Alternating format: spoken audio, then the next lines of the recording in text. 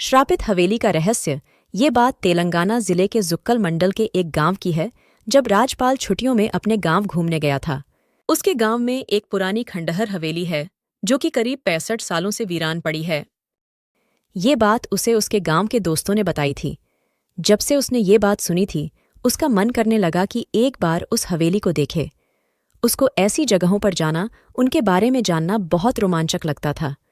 फिर एक दिन उसने अपने दोस्तों के साथ वहां जाने का प्लान बनाया और उस खंडहर हवेली के सामने पहुंच जाते हैं। वहां दूर दूर तक कोई आता जाता नहीं था। उसने जब ये बात अपने दोस्तों से पूछा कि यहाँ अगल बगल कोई रहता क्यों नहीं, तब उसके दोस्तों ने बताया कि आस पास तो क्या, बल्कि लोग इस रास्ते भी जाया नहीं करते। ये हवेली सिर्फ पुरानी और खंडहर ही नहीं, बल्कि एक भूतिया श्रापित हवेली है। उन्होंने कहा, यह पूरे गांव का भी यही मानना है। इसके बारे में एक बहुत पुरानी और सच्ची घटना यहाँ प्रसिद्ध है। यह सब सुनने के बाद उसके मन में इसके बारे में जानने की जिज्ञासा बढ़ने लगी। उसने पूछा, क्या है इसके पीछे की कहानी? तब उनमें से एक दोस्त ने उसको बताना शुरू किया। आज से करीब 65 साल पहले इस हवेली के मालिक बहुत बड़े जमींदार हुआ करते थे। उनकी पत्नी बहुत सुंदर थी। उनका नाम सुलेखा था। उस समय ही डाकुओं के भी खौफ से लोग डरते थे। डाकुओं की टुकड़ी जिस गांव में भी घुसती थी, उस गांव को पूरी तरह बर्बाद कर देती थी। एक बार डाकुओं के सरदार की नज़र जमींदार के धन और संपत्ति पर पड़ी, जिसके बाद उसने जमींदार के घर डकैती डालने का सोचा। डाकुओं ने एक दिन जमींदार के हवेली पर रात में डकैती डाल दी।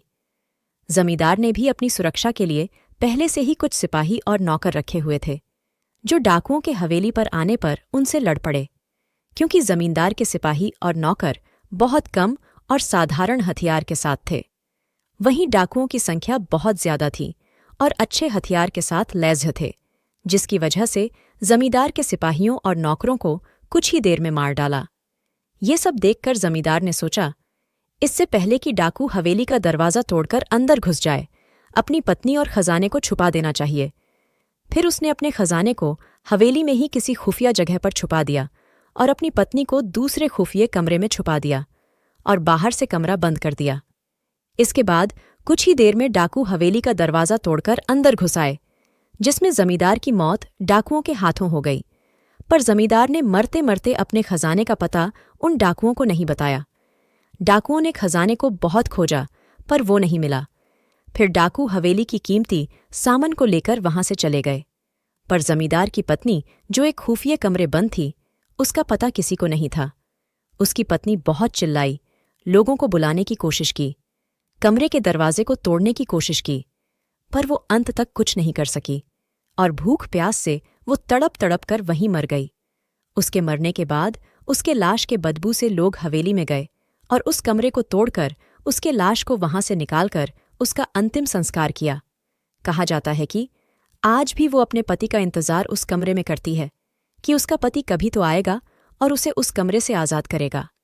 और आज भी उस हवेली में घुसपैठियों के प्रवेश करने पर वो लोग या तो मरे हुए पाए जाते हैं या अपने मानसिक संतुलन खो देते हैं। उसने अपने दोस्तों की ये कहानी सुनकर उन पर विश्वास नहीं किया।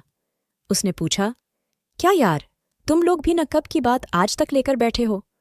इसका कोई सबूत है तुम लोगों के पास? तो उन लोगों ने बोला, कुछ लोगों ने इस हवेली में जाने की और वहां रुकने की गलती की थी, जो आज तक इस सदमे को भूल नहीं पाए हैं। ऐसा क्या हुआ था उन लोगों के साथ इस हवेली में?